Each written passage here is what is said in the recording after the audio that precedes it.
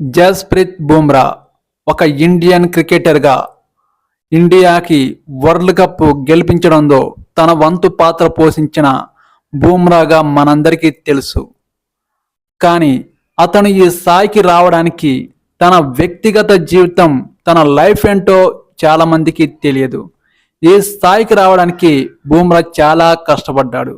ఇప్పుడు Indian most బౌలర్గా వెలుగొందుతున్న Bumrah జీవితంలో విషాదం కూడా ఉంది. 6 ఏళ్ల వయసులో తన తండ్రిని కోల్పోయిన బుమ్రా వాళ్ళమ్మ పెంపకంలో ఈ స్థాయికి రావడానికి చాలా కష్టపడ్డాడు.